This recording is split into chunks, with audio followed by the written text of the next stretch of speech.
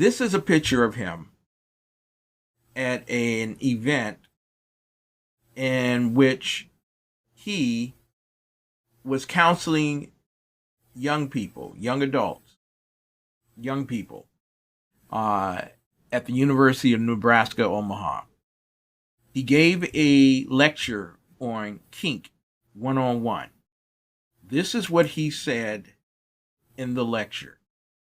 I actually have trouble when we transition from pup play to having sex. Sam explains.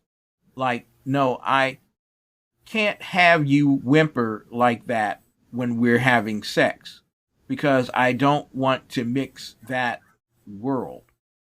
It's interesting because he doesn't have to come out of pup mode to have me F him. I personally have to bring him out of pup perception for me. But then I'm still treating him as a submissive to me. Want to get your closing words on what he just said and why parents should be concerned about what they're going to be taught in the indoctrination centers of America. That's right. This stuff is being taught in what's called SOGI Sex Ed, Sexual Orientation and Gender Identity. Let me make a plug for an organization that I'm with that will help equip parents with resources to address their school board and their principal and their teachers, by the way. Okay. It's called SOGI International Task Force, and I am the lead clinical professional on that. The website is SOGI123, because in Canada, it's based in Canada, but we're international. SOGI123taskforce.com. A tremendous resource for parents to begin to understand what is it that Sam Brinton is into. What did he just say? How do you unpack that? We do very methodically on that website, that resource. But that is so filled, that quote is so filled with dark, twisted deviance that parents need to understand that there's such predatorial stuff in there. It would take me hours to unpack that, honestly, exactly. In this sense. It is so filled with very dark and dangerous stuff. If you want to begin to understand that, what I would recommend is this. Go to SurvivorSupport.net under the Insights tab. There are two sub-tabs called Porn and Dark Deviance. That comes from my experiences working with men who have offended. We already know Sam is crossing lines so dramatically that for a second time in less than 4 months, already knowing he's on camera, why would he steal another suitcase filled with women's underwear? Because the further somebody goes into deviance, the more brazen they become. It's part of psychopathy. We'll go into some additional details of what psychopathy is. That's really not written down by Robert Hare from my own research. I'm going to share that with you so we can better understand the likes of Sam Brinton and others, including Bill Clinton and others. I'm not putting, they're different, but they're both just as hard-hearted. So I'm Samuel Brinton, and I'm from Perry, Iowa. I grew up the son of Southern Baptist missionaries, and we were living on a mission base, so a lot of missionary families living together. And the way I like to say it is that sin entered the building, a playboy got onto the campus, and so of course all of the middle school boys my age, it was perfect because we'd been limited to like censored PBS for most of our lives. It was, heavenly. And I thought myself so righteous because it didn't affect me at all. I went up to my dad and I said, Dad, and of course telling on the others because I was so wonderful and it didn't hurt me. And telling them, I said, but it's really weird. I didn't get the same feelings. I said, I have those feelings when I think of Dale, my best friend. My dad just started punching. That was the first day that I was sent to the emergency room because I'd fallen down the stairs. I was sent to the emergency room about 6 more times for falling down the stairs or tripping on the sidewalk. I'm in this constant state of fear. My mom finally starts recognizing, you know what? Hitting him might not be working. So let's try therapy. And it started with the first few weeks. I had AIDS. I was the only gay person left in the world because the government found all the other gays and killed them as children. If they found me, they would kill me. It's the perfect way to keep a child or a teen from coming out. And we moved on to physical therapy. Physical therapy was my hands being tied down and blocks of ice being placed on my hands. Then pictures of men holding hands would be shown to me, so that way I would associate the concept of the pain of ice with a man touching me. It worked really, really, really well. My dad could barely even hug me anymore when I would scream out in pain. Then we went into heat. So coils would be wrapped around my hands, and you would be able to turn the heat on or off. So now if we had a picture of a guy and a girl hugging, it was no pain. If there was a picture of a guy and a guy hugging, we had physical pain. We then went into the month of hell. The month of hell consisted of tiny needles being stuck into my fingers, and then pictures of explicit acts between men would be shown, and I'd be electrocuted. At this point, I was completely done. God did not want me on this earth anymore. So we lived on a 3-story building. I told my sister goodbye, and I walked to the roof. So my mom finds me up on the roof, says, she will love me again if I will just change, because my sister had tattled on me. My mom's up there, she'll love me again if I'll just change, which is not the thing to say to a person standing on the edge of a building. At this point, I'm a logical person again, and it shines through. This is only 3 stories, and if I don't die, this is going to hurt worse than the others. So I run back into my mom's arms saying, you know what? I'm changed. It's done. It worked. Epiphany from God. The pain finally stopped. The Biden administration loves to brag about its diverse slate of nominees.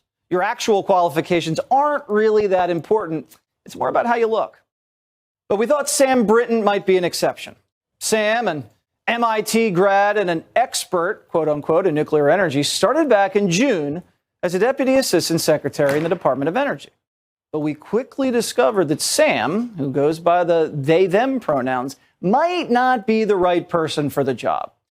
According to a report, there were substantial irregularities during Sam's hiring process, and Sam's gender identity may have taken precedence over actual qualifications.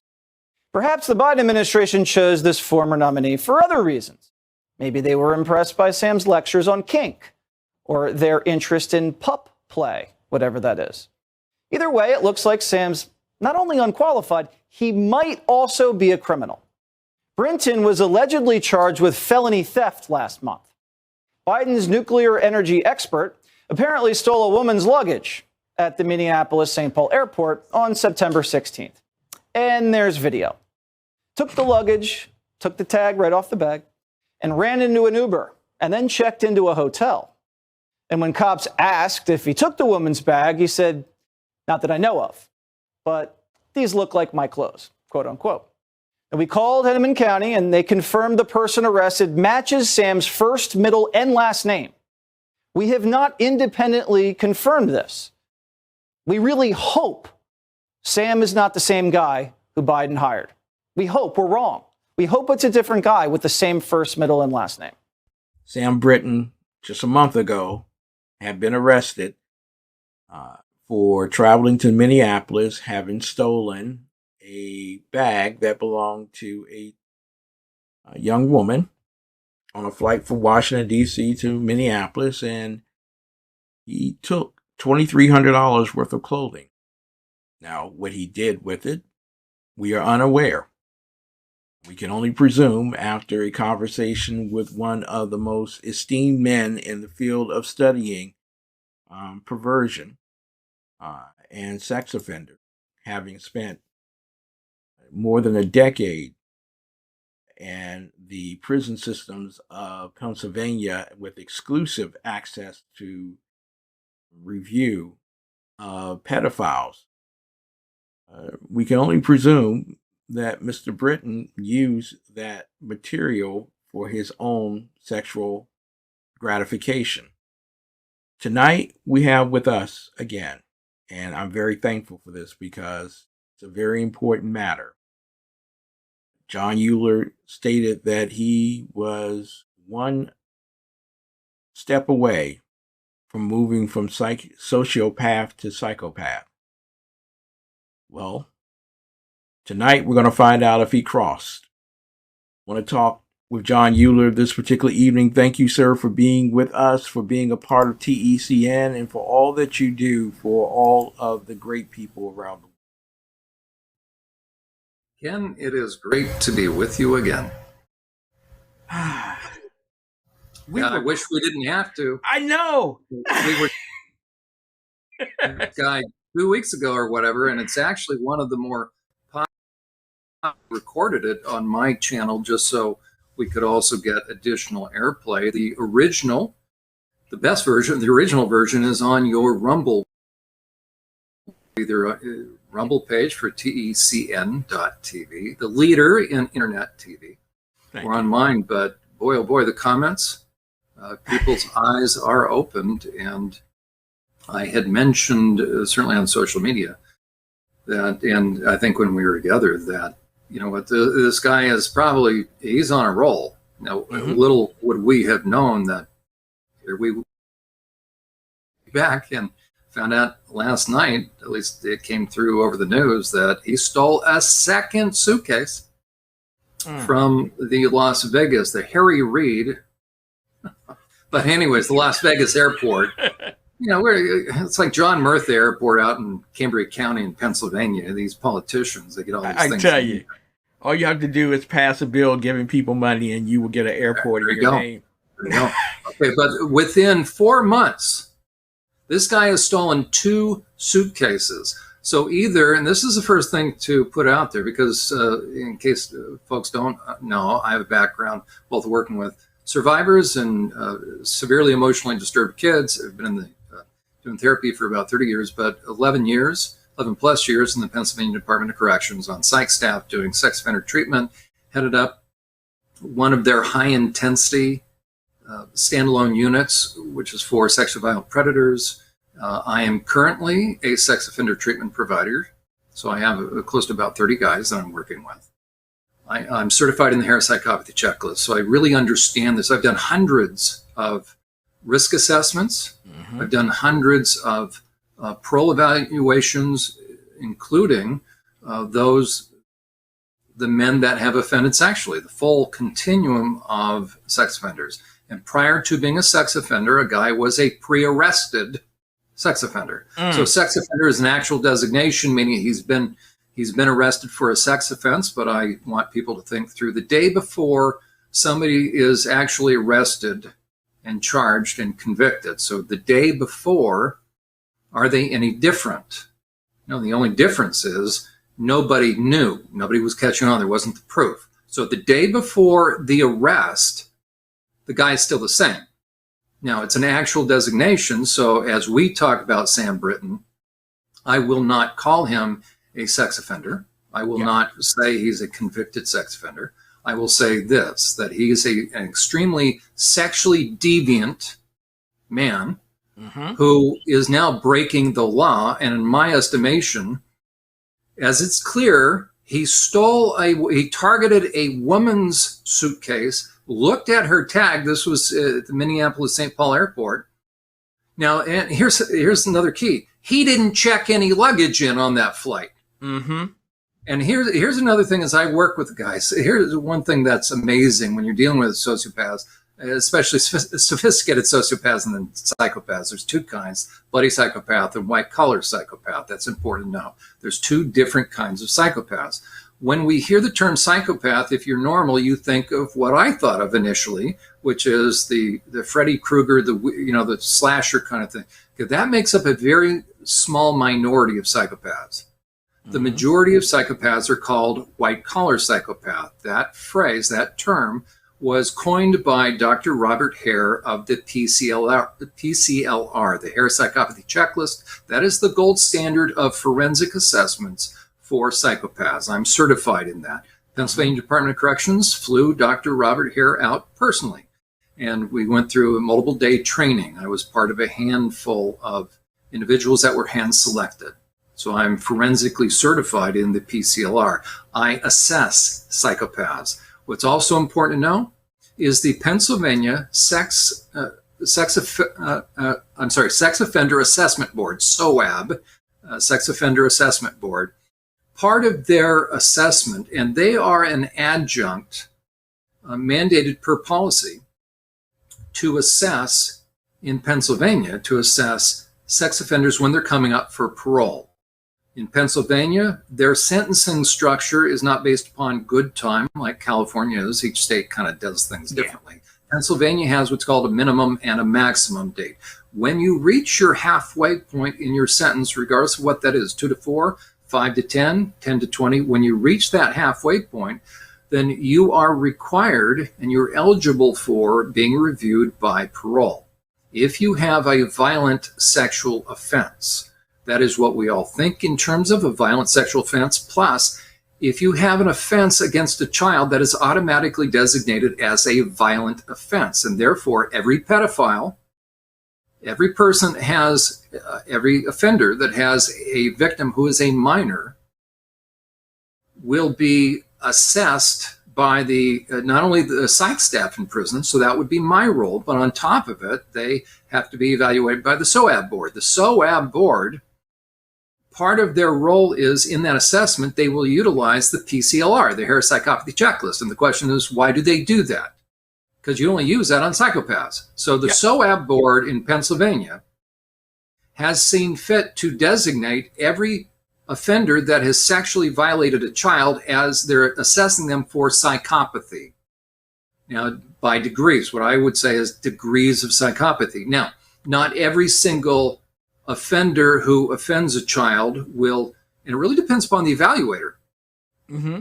I tend to say that there's more psychopaths than we want to believe. And psychopath comes down to one of three things. Now, I just want to make a note here, John, because that's a very important point that John's making, because the APA considers that there are very few psychopaths and very few sociopaths. There are very few that fit the Hare standard. And we're going to be talking about all this particular stuff throughout the course.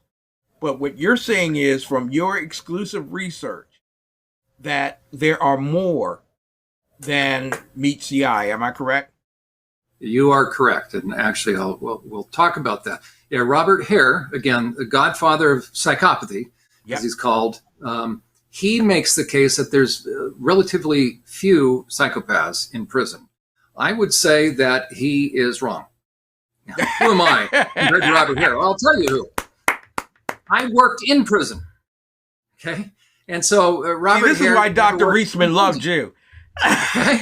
And so the reality is this. Here is what anybody that studies psychopaths will agree upon. Here are the three key descriptors or characteristics of a psychopath. And then from there, you have additional facets. But here are the, you can boil it down to three issues, three dynamics. Okay. And in my estimation, it comes down to one, and the rest all stem from there. Issue of conscience. Okay. The best way to view psychopathy is on a scale of 1 to 10. But a psychopath has no conscience. And what I tell people is this. It's not nature. That would be genetic. Mm-hmm. It's not nurture. That would be upbringing or environment. It is not hardwiring. Now, there's a lot of research that shows brain differences, correct. And what have they found? They found if you run somebody who clearly has done heinous things, because there's only so much time in a day and so many resources. And so the research, and you can go online and simply do an online search. We used to call it a Google search. I don't like Google anymore. But anyways, right? Yep. Just go in and say, type in brain scans of psychopaths and then look at the images, and these are real. And what you will see is the brain of psychopath is very different. That's fact. Okay. Once a brain is changed into a psychopath, there's no coming back. That's fact. That's Romans chapter 1. We call that a reprobate mind. Yeah. It's no longer good for its intended purpose. So a psychopath can never not be a psychopath anymore. And I'll tell you why, especially from a Christian perspective. We get uncomfortable as Christians saying, well, it's gone beyond God's reach. Mm-hmm. Okay. What I would say is this: God let him go. There you go. In what way? He gave him over. That term is the judge handing somebody over to the officer to take him away. It's a judgment. It's a judgment in what way? God releases that person to really do and be what they want to be. And you can reach a point where your conscience no longer works anymore. And at that point, the person never wants to look back. They never want to turn around because they lose the desire and the want to be any other way than they are. So a psychopath is a psychopath because a psychopath has no interest in ever being any other way than they are. So they're never going to turn around. They have no value. I mean, it has no value for them. One of the funny little pejorative terms that some of these inmates would use with me is this. It's you're such you're such a Boy Scout. Right? That's a pejorative thing. And now they don't know the Scout law, but the most common thing that an inmate will complain about is his cellie. They hate it. Right? Why? Because the guy's messing with the stuff, he's stealing stuff. And so when I would hear that, I said, I know. Can you imagine, Mr. Jones, you just called me a Boy Scout, but you were just complaining about your cellie. I said, now let me see. Can you imagine if the thing that you think is so distasteful, a Boy Scout, can you imagine having a cellie that would be trustworthy? I hate that. Loyal, helpful, friendly, courteous, kind, obedient, cheerful, thrifty, brave, clean, and reverent. I would hate to have a cellie like that. It's going straight that would to be hell. A Boy Scout. That's going That would straight be a to Boy hell. Scout. Okay. So a Boy Scout, the idea of being genuine, as a matter of fact, to the really profound psychopaths, and one of the things I would do is we would do moral dilemmas. And that's really the only way to assess degrees of psychopathy. Kohlberg created moral dilemmas, and one of those goes like this. You walk down the street and you find a wallet filled with cash, identification, and credit cards. What do you do? And I tell the guys in my groups, said, now don't say anything, but each of you had a visceral response and you know what you would do. Based upon that, there are categories, and just like the chart now in front of us, that will match this. Based upon moral reasoning, and you can get to a point where you have disdain for the good, and you actually hate it. And so one of the guys actually said, Mr. Uhler, I tell you what, I know what you do, and I hate you for it. I want to shoot you in the head for that. I said, what? He was being polite, right? He says, I know what you would do. And I said, well, what would I do if I walked down the street, found a wallet, identification, credit cards, cash? He says, I know what you would do. You'd give it back. You'd find the owner and give it back. I said, I hope I would do that. He says, well, that just bugs me. He says, so that's why I'd have to shoot you in the head and take the wallet. I said, well, I appreciate that. You're one of the only honest people in this group. Okay, why was he driven to say that? Because it's a visceral response where he hates somebody that would do what is right, just, and fair. He hates that. Why? Because he is a psychopath. And the ultimate end of that continuum is a disdain for the good and a desire to mar innocence and that which is good and pure. You become driven. It's Proverbs chapter 6. You start to be motivated by that which is going to defile and mar and scar. And that's before you got into sexuality. So a psychopath is someone that is driven to have a lasting impact in a negative way upon the victim. You can have a financial psychopath where they are going to take someone to the cleaners. And they feel obligated if somebody's dumb enough, so they will say in their heart of hearts, if someone's stupid enough to believe them and give them their wallet, how could they not? Then if the person ever decides to want their money back, now the psychopath is going to inflict pain. Because the difference, by the way, a sociopath and psychopath, and even a narcissist, the best way to view it is on a continuum. We tend to want to believe that, and first of all, predators know us better than we know them. A psychopath is a predator. They're driven to prey upon someone, and it's by degree.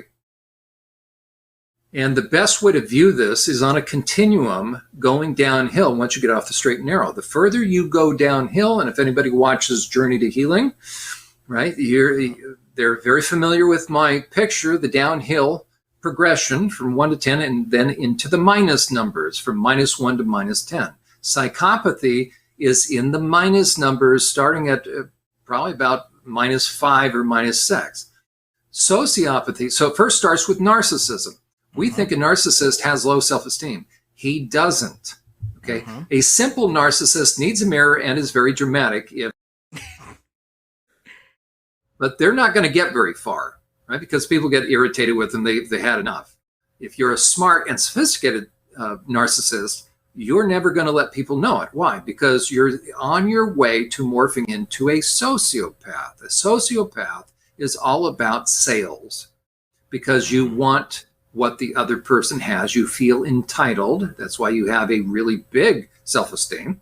It's warped. It ain't right.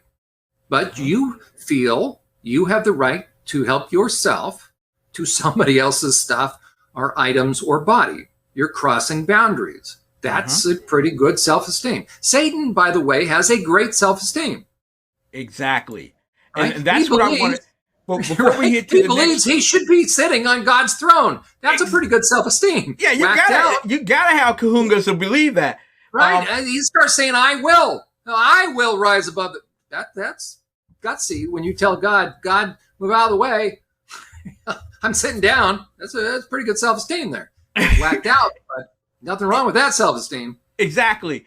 Yeah. So I want to hit on some points here for those who will follow along tonight, because they are taking notes and they need to understand this particular process while we're picking on Mr. Brinton, because that's all that we're doing as evil people from the right. We're just picking on people because of what they do in their bedroom. That's all that we do. That's all that we care about. And so we're not. When it comes to the definition, according to APA, of psychopathy or psychopathy, it is a psychological condition characterized by antisocial behavior. And we're going to ask you about that. Antisocial behavior that includes the lack of remorse, empathy, in being bold. Sociopathy refers to a pattern of antisocial behaviors and attitudes, including manipulation, deceit, aggression, and a lack of empathy for others. Normally, these are the general managers for your company. Sociopathy is a non-diagnostic term, and it is not synonymous with psychopathy. Sociopaths may or may not break the law. I found that interesting when you compare it to psychopaths, because psychopaths would break the law. Can you tell us what the difference is based on the fact of antisocial behaviors?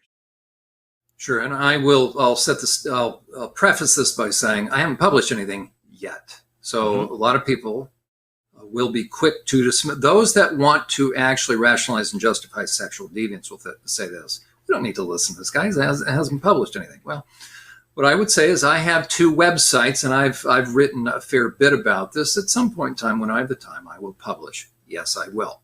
Okay, so I recommend that you go to 2 sites where I have a lot of material on there. Actually, three sites. The first is SurvivorSupport.net under the Insights tab, and I'm going to direct you somewhere in a moment. But we have 3 sites: SurvivorSupport.net, ChurchProtect.org, and again, there's no space between these compound words. So SurvivorSupport.net, ChurchProtect.org, and then I have a blog, SurvivorSupport.us. So the majority of my research information is on ChurchProtect.org. That's my training site. I recommend you start with the Myths tab, and you're going to find what I've written about the myths that are in the literature that comes from. You can say, well, how, John, you haven't published anything. These guys are academic. Okay, let's take that for a second, because that's valid. An academic researcher is someone who works where? In school. Sitting in an office. Where? Yeah. Okay, in college, in a school. Okay, where he went through undergrad and then he went on for master's. Okay. Where has he worked during that time? Probably part-time or something, but he's gone to school full-time, let's say, and then he's gone on for a PhD. Oftentimes, somebody goes on for undergrad, then master's, and then PhD. So we're going to put that maybe at the age of 25 to 27, 28-ish. Okay. Yeah. Where have they worked by that time? But they published what? University. There we go. Done the right. So they've worked in a setting that's air-conditioned. It's kind of like this. They've worked like where I'm sitting. And they've published about what? I'm not, hold on. I'm not going to take anything away from anybody, but they sit and they're typing their findings where? Okay. In sort of an office like this. Exactly. Their findings from what? So let's say they've published about psychopathy or sex offenders. Where did they do their research? Well, in the library. They were okay, or no. Let's say it's definitive. Let's say it's groundbreaking. It's straight from the mouths of the source, right? Direct source. Okay. How did they have direct source? Because they work where? In an office that looks like what? So they have to talk to them in prison. Correct. Okay. And they're going to interview them. Correct. I'm not minimizing any of this. This is a reality. So if I'm an academic researcher and I work in my office that looks like this, what do I have to do? I have to go where the psychopaths are. Because where else are you going to find them? Walk down the street? Are you a psychopath? I'd like to interview you. Okay. Yeah, right? And by the way, psychopaths don't believe they're psychopaths. They will say at best they're sociopaths. Little trivia, by the way. Okay, a psychopath. I post on Quora. I've done a fair bit of writing on Quora. I tell people this. If anybody says they're a psychopath, there are a lot of folks on, they're sort of funny. They're narcissists, but they're not psychopaths, because the reality is a psychopath doesn't believe he's a psychopath. And here's another piece to this. They're not interested in the discussion of psychopathy. It has no interest. They're just not interested. So a true psychopath will never spend time telling someone they're a psychopath because they don't have any tolerance for the subject, quite frankly. Yeah. So a little trivia.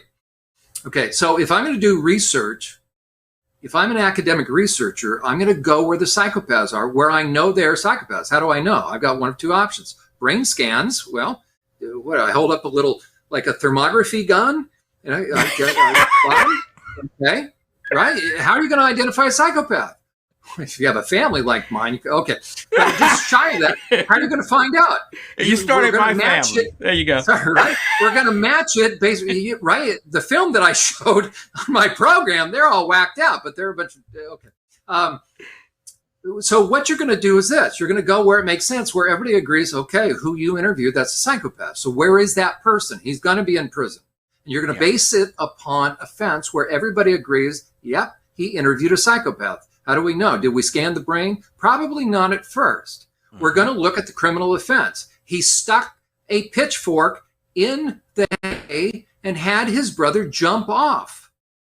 That's one of those that Robert Hare references. We go, yep, okay, that's Charles Manson. Yep, that's a psychopath. Ted Bundy. Yep, that's a psychopath. Okay. That's how it's done. So I'm going to go and where they are. Where are they? They are going to be where I can identify based upon behaviors and offense. Well, the only time you're going to know is finally when they're busted. Ted Bundy never showed what he was like except to the women that he executed. So you have to go where everybody would agree you interviewed a psychopath. Where's that? It's in prison. Well, can you just waltz in? If you're an academic researcher, can you just waltz in? I'll keep this short now. Can you waltz in and grab anybody and say, you're him, I want to interview? No, there's a very lengthy process, permission, all that. Then you either have to identify the one, such as Ted Bundy, I want to interview him, or could you, Mr. and Mrs. DOC, round up a few psychopaths for me? Plus, they have to behave themselves. They can't be in solitary confinement, or I could never interview them. Per policy, they can't be brought out of the hole. So I'm going to be able to gather up about how many of these individuals 3, 4, 5, 6. How many? Just a couple. I'm going to interview them where? I'm going to interview them in a room where either a corrections officer or a speaker system is. What are they going to do? They're going to record the entire conversation. Plus, I'm interviewing the guy. Okay, so I'm now interacting with the world's greatest liar, and I'm asking him questions. And I'm going to take that back, and I'm going to type it up, and I'm going to quote him. And now, if it's a sexual psychopath, what I'm going to ask is this: what do you think caused you to do this? Mm-hmm. And I'm actually going to believe what he says. Of course. Because he's telling me. But this is the same guy that told everybody that they could trust him. Mm-hmm. Sam Brinton, when you played that video, that was the very first time he was talking about dad beat him and the suicidality. He was on the roof. And he looked so sincere. And my question to anybody watching that is, how do we know that any of that is true? And we say, well, nobody would lie. Oh, I'm sorry. So the guy who has stolen what? How many times? And when he was telling that story, was it the younger Sam Brinton or the older? The younger. So we would assume the older someone gets, the wiser, especially if they're promoted to a very prominent government position that takes the highest level security, dealing with spent nuclear waste. So the older Sam Brinton, who has a nice cushy job, who was handed this position, he, at his age, is stealing women's luggage, by the way, for their underwear. Uh-huh. How can you say that? Well, I flip it on you. You tell me it wasn't, because has he returned the underwear from the first bag? Well, no, where did it go? Well, I don't know. So now you're going to give him the benefit of the doubt. Give who? Somebody that steals women's luggage. What's in the luggage? Their personal items. What kind of personal items? Oh, the underwear. And this is the guy that lied to police. By the way, he should be already in jail for making false statements to the police. They're going after Trump. Mm-hmm. So you're going to give the benefit of the doubt to a guy that steals women's clothing, doesn't return it. He used that bag. He used the suitcase the next week. He kept it for a month. He used it the following week to go to his workshop where he's going to talk about kink. Mm-hmm. Okay. This is a very deviant individual who lied through his teeth. That's so brazen that he takes the woman's luggage that he stole and he's going to check it in to another flight. And he's carrying this thing around. And the police investigate. And they ask him, is that your bag? Not that I know of. Where have we heard that before? I don't know. It depends upon what that darn Hillary. I never had sex with that woman. Now, as far as psychopaths, my contention is this. There we go. By the way, that is a blog I wrote because there's very predictable things. Once you start to corner a psychopath, a white-collar psychopath, they will start to do very predictable things. They do a dance because they're going to try to throw you off the trail, and they're going to try to make sure they don't have boundaries put against them. So that blog post is found on SurvivorSupport.net. Okay. My contention is this. There are many more psychopaths than Dr. Robert Hare is giving credit to. Exactly. How do you know what a psychopath is? No conscience, and if you have no conscience, you're not sorry you do it, so there goes remorse, and you don't care about the impact. So it's no conscience, no remorse, and no empathy. That's Can I before. take you back to Yeah. your program earlier tonight where you accused me of being a narcissist? And now I have to take Nice. my wife out to dinner. Well, self-disclosure is good for the soul. So go ahead. But the father, in that instance, showed all the signs of being psychopathic in terms of dealing with his son. And it seemed that everyone else around him had been groomed to accept it as commonality, a part of life, assuming that the abnormal is normal, which goes to the basis of this first hour. And we're going to go into a second hour talking about this, because what we're looking at is not just something that's happening to Sam Brinton, but it has been released upon the entire world by the alphabet mafia. This whole idea of making the abnormal normal, moving from sociopathy to psychopathy, and making people conform to the acceptance of the risk of all of that. If you could speak to that. And we'll develop that more as far as the sexual psychopathy. It took this long, so my apologies for... No, we got 2 hours with you, man. We got 2 hours. Can I keep it? Okay. Oh, good. I'm sorry. I thought we were going to go to break. Okay, sorry. Okay. It's most important when talking about the subject, when we're talking about predators. Ultimately, that's what we're going to be talking about now. The question is Sam Brinton a predator? By degree, he already is. Yes. In what way? He's crossing boundaries and he's targeting things. Okay. And he's covering it up and he's lying about it. He's right. And here's something that's also very important with the men that I work with. Mm-hmm. The sophisticated perpetrator. Sam Brinton is a perpetrator. Now, I didn't say sexual perpetrator on somebody else. We're going to talk about that. We're going to talk about that. That might be questionable. Okay. But we do know this. When somebody crosses somebody else's boundaries and they're negatively impacting them, which is redundant. But when I cross lines, especially legal lines, I'm now perpetrating. Mm-hmm. He has broken the law. He is a perpetrator. We know that. That is established. Now the question is how much and in what way and to what extent, what else is he into? So we know he has a criminal mind.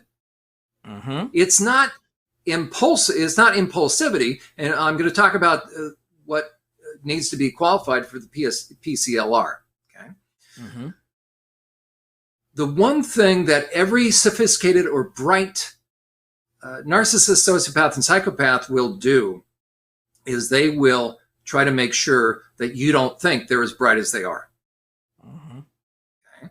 Because the one thing that we all want to assess in order to figure out intentionality, did the person really mean that, describing responsibility, is to what extent do they really get it? Right? This is, we assess the extent to which somebody is adequately oriented. Are they crazy or did they know what they were doing? Do they have, was it willful? Malice and forethought? Okay, to what extent does this person know and was their planning involved? Do they get it? Are they with it? Okay. Here's an easy answer with Sam Brinton, but I deal with the likes of the Sam Brintons because prior to being cherry-picked and given this wonderful job, he was working where? He was working for the Trevor Project, which people need to understand that's a very dangerous organization in this sense. Don't misquote me. I will tell you. Anytime you single out for phone calls a certain population among emotionally disturbed kids, you're now targeting a group. It should be a suicide prevention hotline. Why is it a hotline for gender confused kids? That should raise red flags. So we have a guy named Sam Brinton who was handpicked based upon his deviant lifestyle, quite frankly. Those are his qualifications. Now, MIT, but still. Never held a government job. Before you know it, he's assistant director of, assistant secretary of a federal government agency, like Department of Energy. My guess is he went to MIT because he went to MIT and he's pretty with it. He's pretty bright. See, I have enough respect for Sam Brinton, not as a person, but I'm going to acknowledge his IQ. I think we all should be able to acknowledge and admit Sam Brinton is probably pretty bright as far as IQ. He's morally depraved, but he's intellectually bright. So is Bill Clinton. So is Bill Gates. Right? They're horrible individuals. I'm convinced. Bill Gates is into genocide. Nothing. Hitler was probably very bright. So you can have very bright individuals that are heinous. Satan is very bright. Okay, so I'm going to give due, or I'm going to ascribe what is due to Sam Brinton, and I'm going to say he's intelligent. So I'm going to treat him as intelligent enough to go to MIT and to run a federal agency. Okay, so I have a bright man who somehow forgets he didn't check luggage in, and he wanders down to the luggage department, and he actually looks at a tag and rips it off, puts it in his pocket, and he takes it away, and he forgets, and cops eventually say, did you do that? Not that I know of. And then he returns it finally when he's busted, and there's no clothing. What happened to clothing? So a really bright guy that's brain dead. Mm-hmm. You don't. So that means he's lying through his teeth. Oh. So what I tell the guys that I work with is this. When they pull this, right? How many times have I heard these guys say something like, well, I didn't know that it was my wife. I didn't know it was my daughter who climbed into bed, and we were in a hotel, and I was a little disoriented. I'd been drinking and climbed in. How many times have I heard intellectually insulting things? And so what I tell the guys is this, as they're spinning this good yarn, rather than simply what? Saying, well, I did what I did because I wanted to do it. That's accepting responsibility. But that would require that they have moral competence, that they had a conscience. Or if they were smart, because they're going to get jammed up if they keep running their mouths like that. Because little by little, right? What I'm also measuring is how long, like when I worked in prison, are you going to make it through? First of all, are you going to make it through sex offender treatment, or I'm going to fail your rear end and you can try it again. You can sit and stew on that, right? Are you ready to accept responsibility? Here's something that's classic. And so you're seeing this with Sam Brinton. In sex offender treatment, I'm looking for some paper. Okay. So what we'd have, I have, let's say, his file. So I would come equipped with the guy's file. Mm-hmm. And when it was, especially the pedophiles were always painful, because a pedophile will never simply come out and acknowledge the truth. Yeah. Okay. So I say, in this case, I'm not going to say Brinton is a pedophile. Well, yeah, we don't know. But let's say I have somebody in my group and I say, okay, Mr. So-and-so, could you tell me, since I have your official police report right here, and victim impact, but this is what the police wrote up. Can you tell me what's on here? Pretty straightforward. Meaning, what do I got to find? I've read through it. Yeah. How many victims? How much pornography? How many films? How many do you think ever came out and just said it? None. 0. 11 years.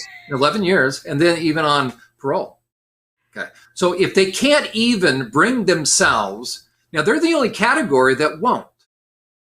The other categories with adult victims sometimes will.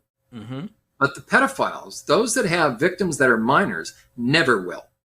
Now, in that first video that we saw, John, where Sam Brinton is lying through his teeth, talking about he's going to jump off of a 3-story building, which is basically a house, and kill himself.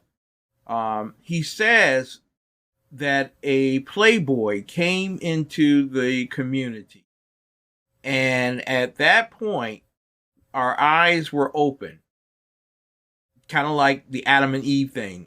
Our eyes were open, and we then could see porn and other things, and we were able to see things that we would normally not be shown in a Christian environment. And then I told my father that I had a special love or relationship or feelings for my friend Dale.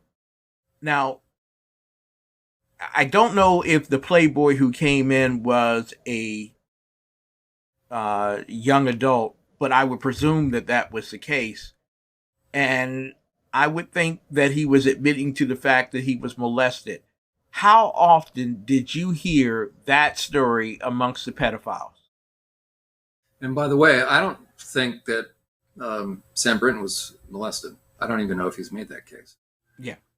The more sophisticated a guy is, the less likely it is that he was molested. Child-on-child offense, by the way, is a very real thing. Of course it is. I'm a therapist. Okay, but true survivors become protective, not exploitive. You look on social media and you will see there's something very common among the social media pages of survivors. They're going to have everything from mental health kind of memes to there's a sober seriousness. There's a struggle. There's memes about, encouragement that I can do it going through the storm. That's a survivor's social media page.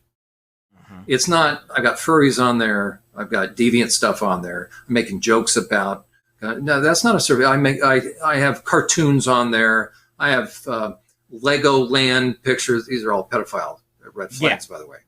Okay. You look at a survivor's page and you will see it.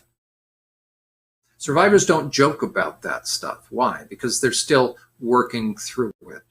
And after they've worked through it, they want to help others through it. It changes the course of their lives. So survivors are protective, not exploitive.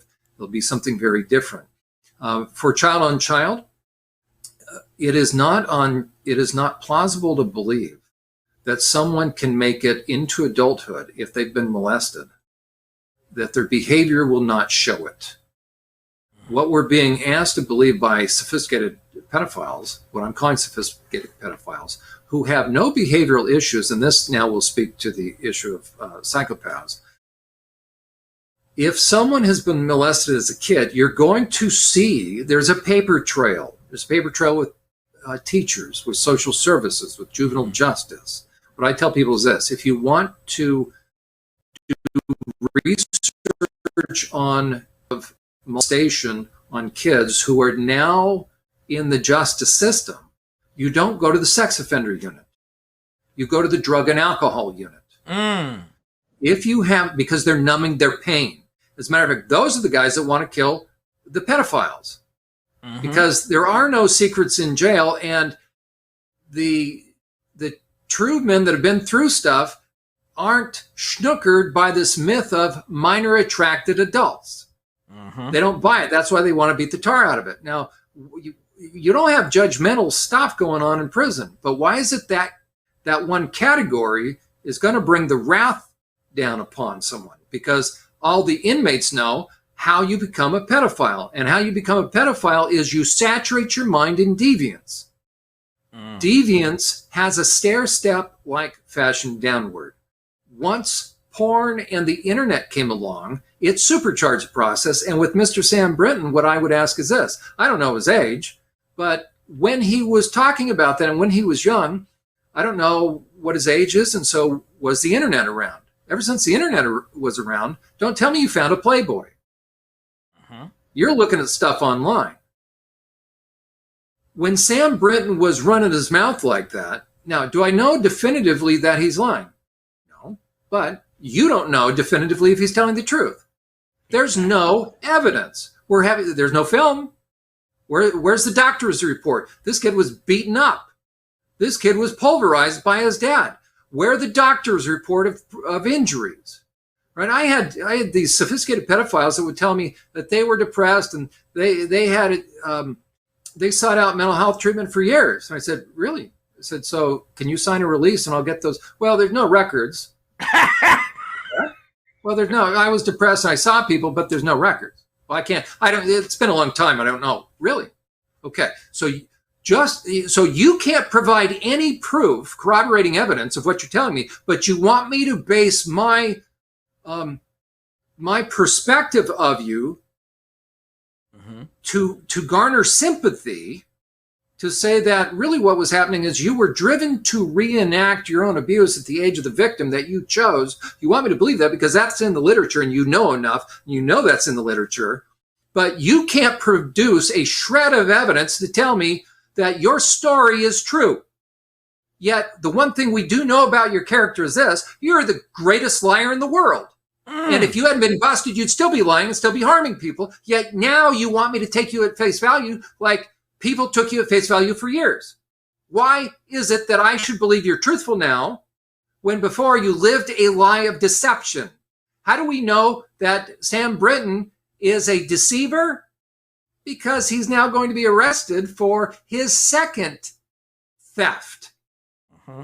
He has zero credibility. He's a criminal.